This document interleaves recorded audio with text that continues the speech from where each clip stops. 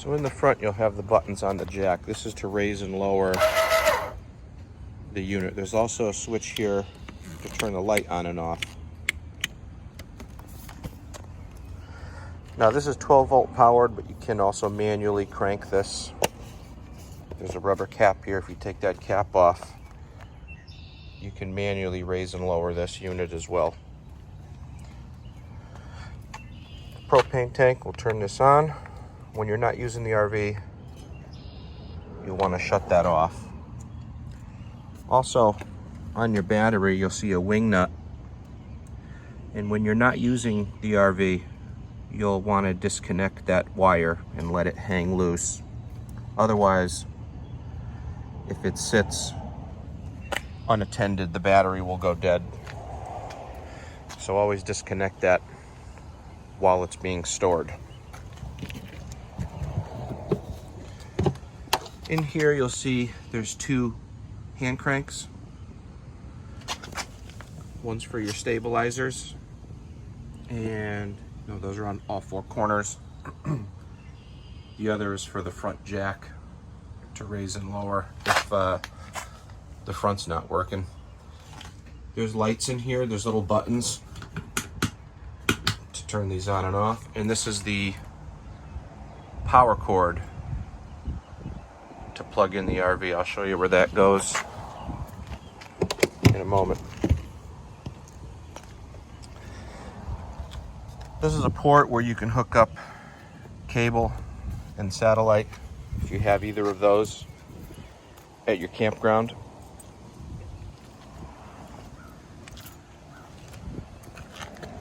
Back here, this is the inlet where you connect your power cable. So that's where you plug in the RV.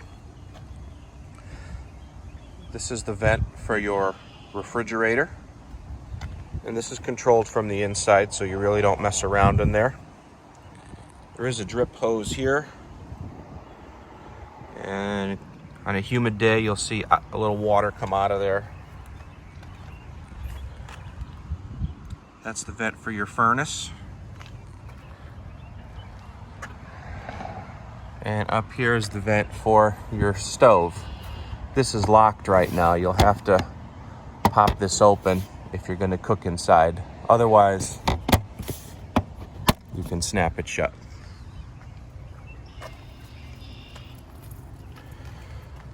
Over here's the outside shower.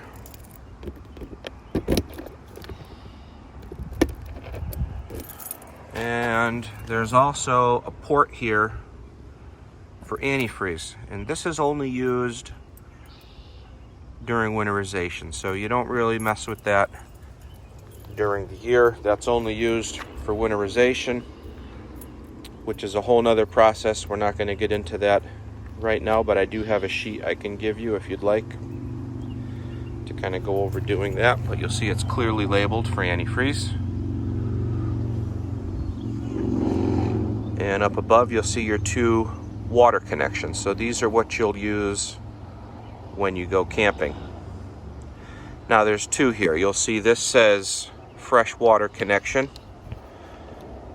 and this is just a large opening. This is a gravity fill for your potable tank, and this allows you to fill the onboard tank, so you're bringing water with you when you go to the campground. This is used if you're boondocking or going to a state park. You're going to fill this up at home. This port, which is called a city water connection, this is simply for direct connection. So when you go to a campground, you'll see this has threads. You're going to actually screw your hose into that, and that's meant to be left on the whole time you're camping. So if you go to a campground, they give you water, this is what you're going to use. If you're going somewhere where they don't have water, then this is what you use to fill the tank. So this does not fill the tank. This is for a direct connection. That'll put water up to your sink, shower, toilet, etc. this puts water in your tank. Some people will never use this. If you go to campgrounds, you're not going to need that. Down below, you'll see it says freshwater drain, and you'll see that's actually your freshwater tank.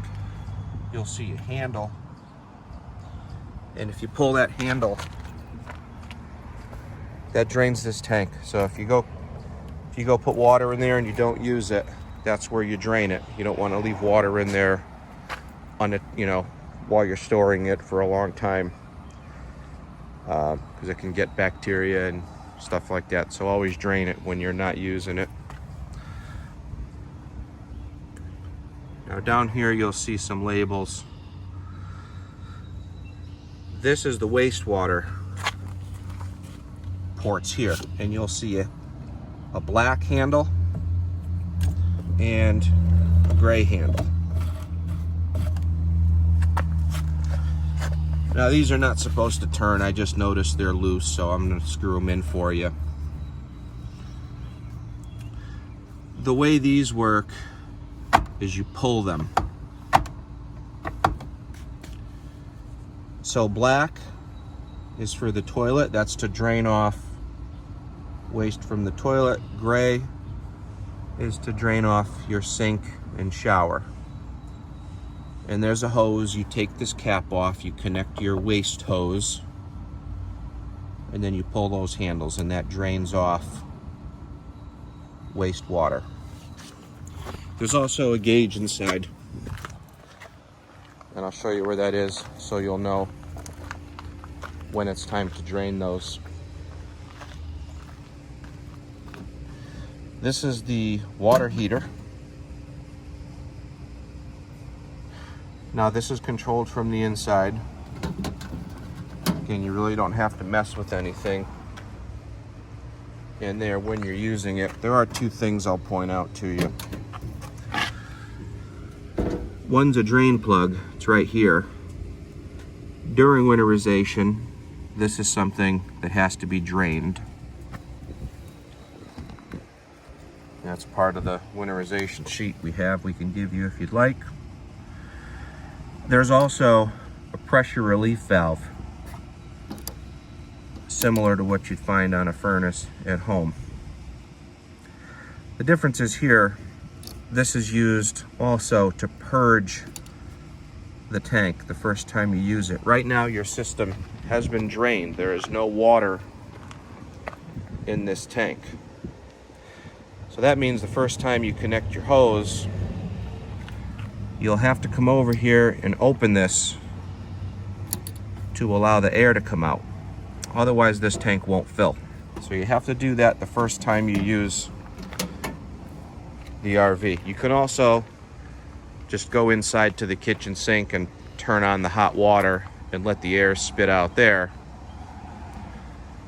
That's okay too. If you don't want to open this and mess with it, just turn the sink on and wait for water, and you'll see it may take 5 minutes for that tank to fill and pressurize.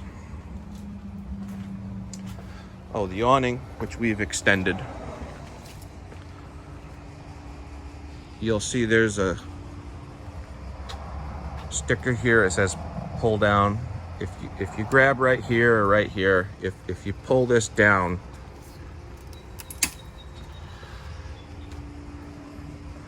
that lowers the pitch of the awning. I'll push it back up.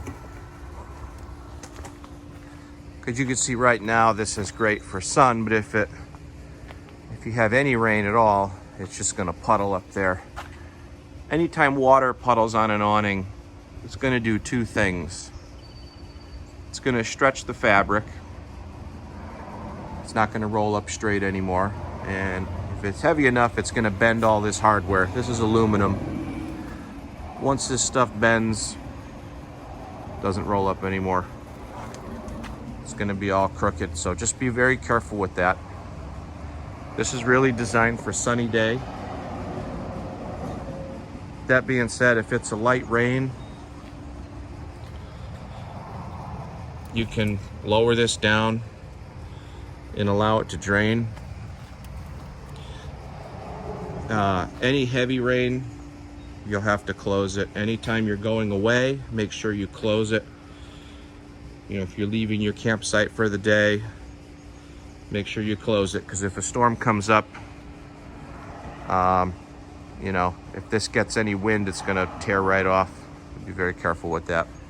Any wind, thunderstorm, anything, close it.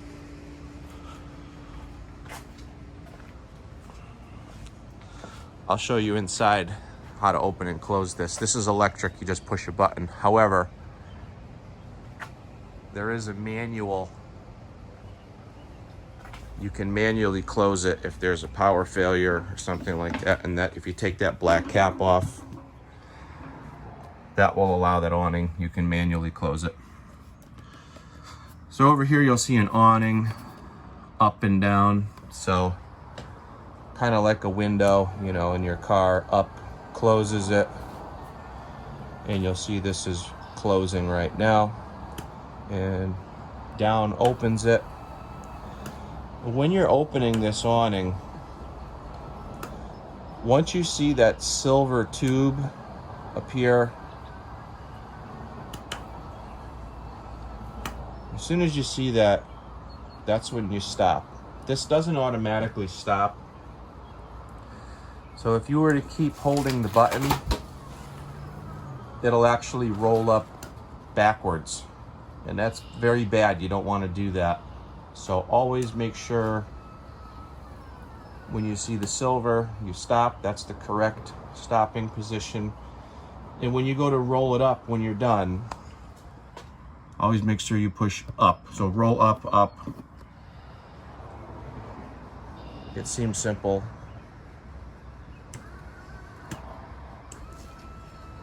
But if you push down, you can see it rolls backwards. And we fix a lot of these that come in broken because they're rolled up backwards. So just remember that if you could. These are your holding tank monitors. This will show you how much water is in your tank. So fresh. I have water in here now for testing. So if I push fresh, you'll see it says full. If I push black, empty, gray,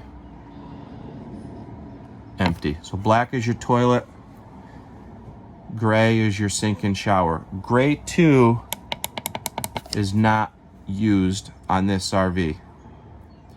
This is a universal panel. It goes in all the units, but this particular RV does not have a gray 2, so the button doesn't, it's not going to show you anything. Bat will show you your battery. I'll show you if you got any charge in your battery. Over here you have light switches. So these are some interior lights. There are additional lights, by the way, and to turn these on, you just push the button. So the sink, there's one other bed. There's one in actually the bathroom one has a switch on the wall. There's also a switch up here for the fan. So just kind of peek around for the switches and you'll be able to figure that out. But to turn on the main lights on the ceiling, you're using the wall switch. There's one over the table here that has a button. Lights 2. This is the exterior light under the awning. That turns that on and off. All right, then up here, so you'll see water pump. And when you turn this on, that's if you're dry camping or if you're in a state park, boondocking. Anytime you have water in your tank, freshwater tank that is, anytime you have water in your tank and you want to use the sink or the shower or anything like that, you're going to leave this pump on, and this pump will pressurize and then shut off. So you can leave this on the whole time you're camping. You'll hear it run. It may run for a few minutes the first time, Eventually it will shut off once it builds pressure. And then you'll be able to use the sink, shower, whatnot. Now, anytime you go to a campground, you know, they're gonna have a hose and you're gonna hook up to the city water. And when you hook up to city water, no pump, you don't need the pump. It's already pressurized coming in. So the pump is only if you're running in self-contained mode. It means you have water in your fresh tank. So to use that water, that's what the pump is for. These two switches here start your water heater, and you'll see there's two. You can run water heater gas and water heater electric. Well, if you're at a campground and you're plugged in, you probably use electric. You know, if you're in a state park someplace where you're not plugged in, then you're going to use gas. And that'll take about 20 minutes to heat up once you turn them on. Keep in mind with the water heater, before you turn this on, always go to the sink and make sure you've got hot water, you have water flowing. In other words, make sure that there's no air in your tank. Remember outside I showed you that pressure relief valve? If there's any air in that tank and you turn on your water heater, it can overheat, and if it overheats and you damage the element, then it's not going to work. So always make sure that you've purged the air from the tank before switching this on. And again, two ways you do that: go to the sink, run your water, or you can go outside, you can lift that pressure relief valve. If you see water, then you're good. If there's no water, then you have to wait for water to appear at that valve, and that's to verify the tank is full. Okay, down here there's it's a propane leak detector and carbon monoxide detector. That's hardwired. It's going to run basically all the time. Over here are the fuses and circuit breakers. There's labels in there, tell you what's what. Not common that you have to mess with any of that, but just good to know where the stuff's located. Up here, you'll see this is where you can mount a TV if you'd like. There's a little button here,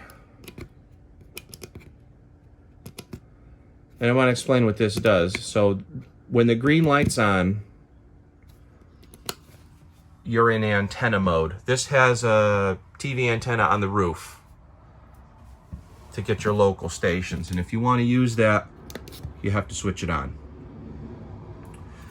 If you hook up to cable, then you have to switch that off.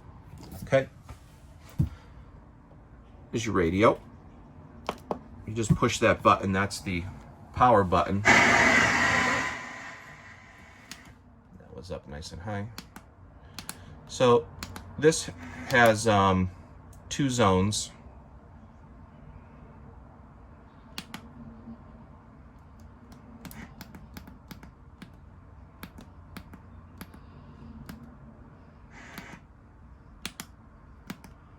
It's not cooperating here, but anyways, we've got zone 1, zone 2. Okay, zone 1 is the inside speaker, and zone 2 is the outside speaker. There we go. So on the display, you'll see I'm turning on and off your outside, and that's your inside. There's also on here, there's some aux ports so you can plug stuff into this. There's also a Bluetooth mode. If you have music on your phone, you can Bluetooth this. To turn it off, just hold this down. It'll say goodbye and it will shut off. This is the thermostat for the heat. So to use this, you'll see there's a little slider down the bottom. There's also an on-off switch on the top. I'm not sure if you'll be able to see that or not, but it says off and there's an arrow pointing to the right. So if you wanted to run the heat, you have to push that over and then bring your temperature up. And you'll hear it click. And this is your furnace down here. So that's where the hot air comes out. Now that'll automatically ignite. There's also an outlet over here. You're gonna get more hot air over here too. That'll automatically ignite, warm the RV up. If you want it warmer, just push this up higher. You know, if you want it colder, then you push it down. When you're not using it, click that to the off position.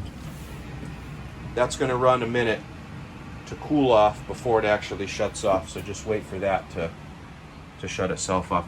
Up here, there's a smoke detector. This has a regular battery. Periodically, that'll beep at you. I want you to change it.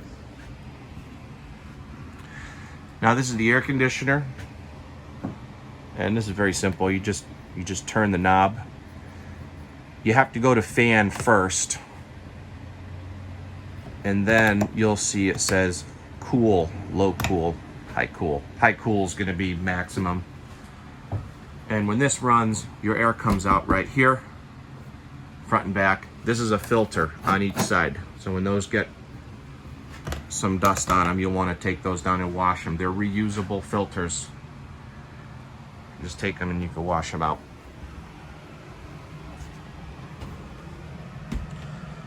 All right, in your refrigerator, so these handles, this is the lock. So, you know, when you go to open this, you have to twist the handle.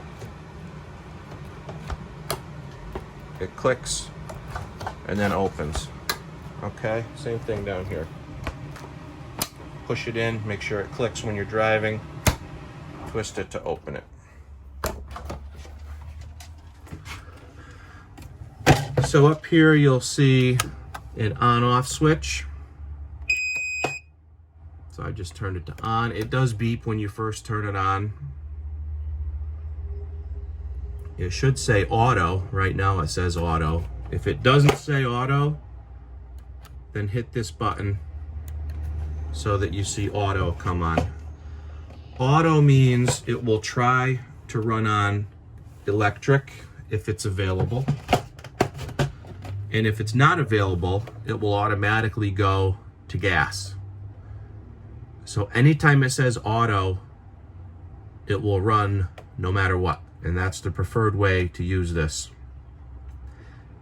You can manually switch it to gas for testing purposes, and that's what the button's for.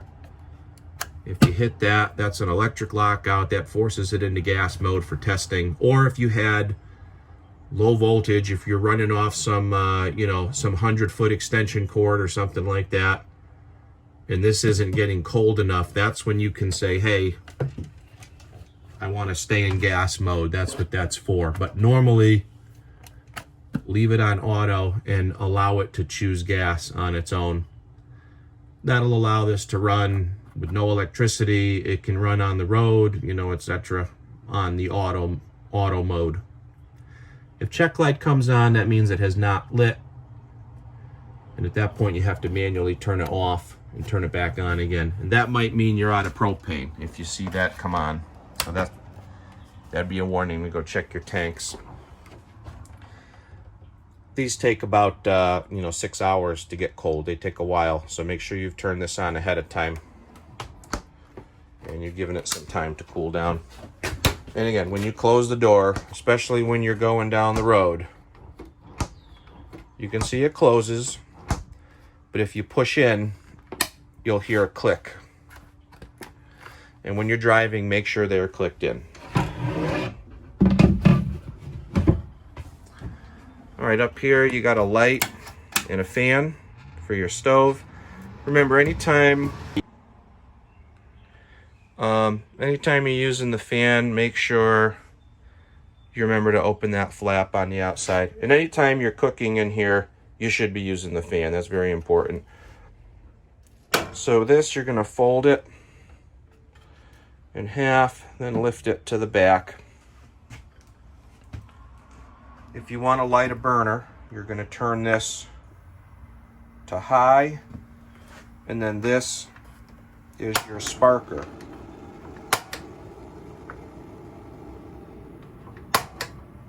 This lights your burners. This knob, you only go clockwise with it.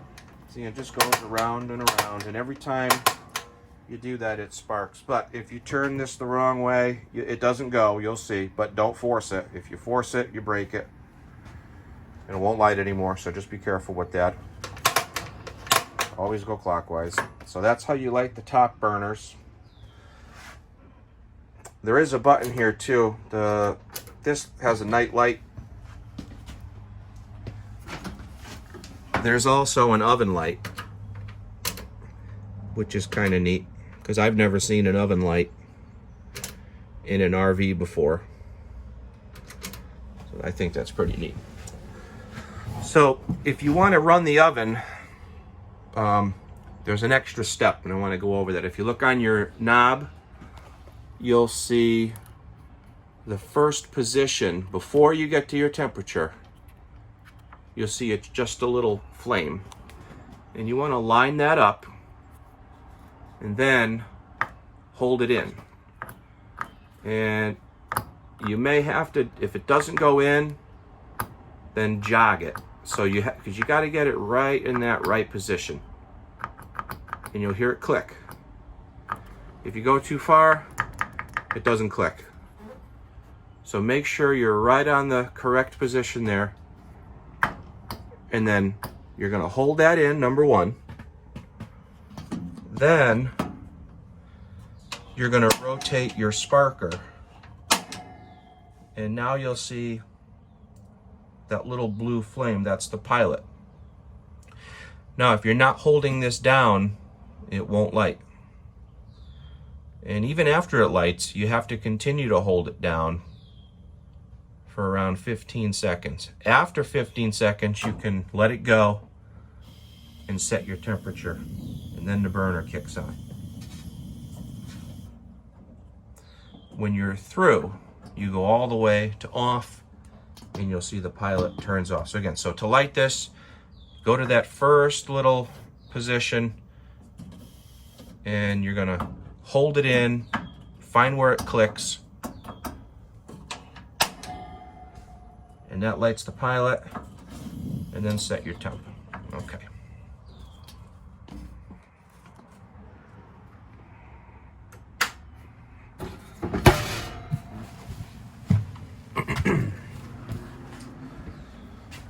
All right, back here, and I showed you the light switch and the fan switch.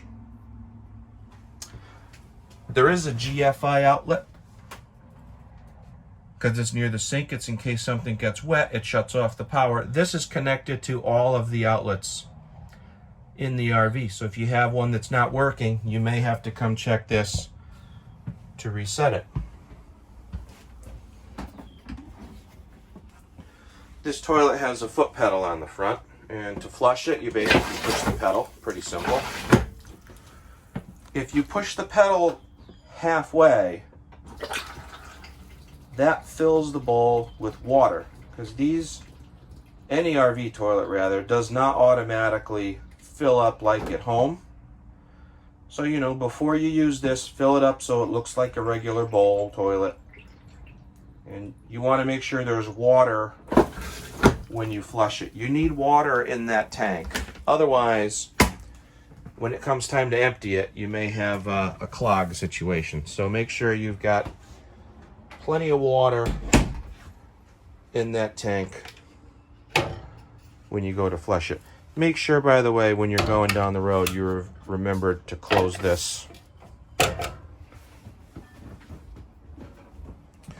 All right, last is the bed. This lifts up. There's a little storage under there. There's also outlets and USB ports there, so you can charge things. Okay. I think that's everything. Oh, just the shades. These you just pull straight down. Just pull them up and down. Pretty simple. If you have any questions, remember, you can call us anytime. You can also email or text. If you text our main number, they come right to my phone, even if we're closed. If you're having an issue with something, feel free to reach out. If we can help you out, we will. Thanks.